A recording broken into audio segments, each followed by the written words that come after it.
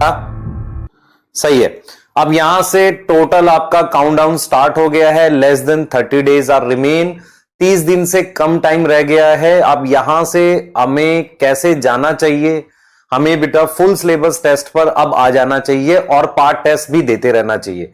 Test जितने ज्यादा दोगे उतना अच्छा है।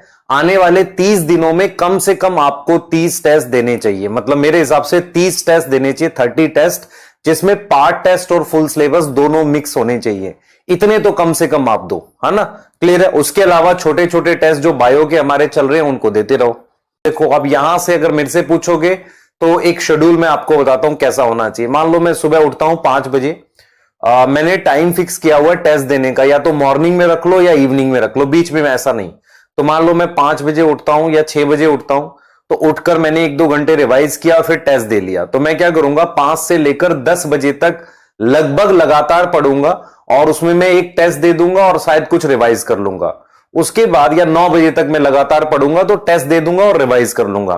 टेस्ट मुझे कितनी देर में कंप्लीट करना चाहिए, वहां मिलेंगे 3 घंटे 20 मिनट, आप यहां करो 2 घंटे 50 मिनट में, आधा घंटा कम समय लगाओ, ठीक है। हाँ, तो मैंने क्या किया, सुबह उठा मैंने एक टेस्ट दे दिया, या मैं सुबह पहले रिवाइज किया फिर एक टेस्ट दे दिया, तो 9 बजे तक मैंने टेस्ट दे दिया, एक ऑप्शन ये है। उसके बाद मैं अपना कुछ ब्रेकफास्ट वगैरह करके फिर मैं दोबारा बैठा बेटा आधे घंटे के बाद से, फिर मैं लगभग 1:30-2 बजे तक पढ़ा। उसके बाद मैं खाना पीना खा के थोड़ी देर तक, अगर आफ्टरनून में अगर आप खाते हो तो थोड़ी देर मैं सो गया 1 घंटे के आसपास, फिर उठ के मैं शाम को 10-11 बजे तक पढ़ा। एक शेड्यूल ये हो सकता है। दूसरा जो रात में पढ़ते हैं वो तो आपको कम से कम 16 घंटे की अब पढ़ाई यहां से करनी है, क्लियर है बेटा। हाँ, टेस्ट 2 से 5 भी दे सकते हो, आपकी मर्जी है, पर ऐसा नहीं होता है कि वहां दिमाग काम नहीं करेगा 2 से 5।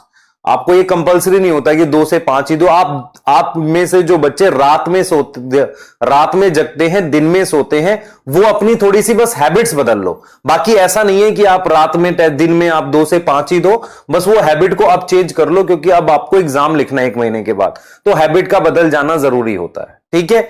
हर एक दिन आप थोड़ा थोड़ा इंप्रूव करो, होता है बेटा, सिलेक्शन होते हैं।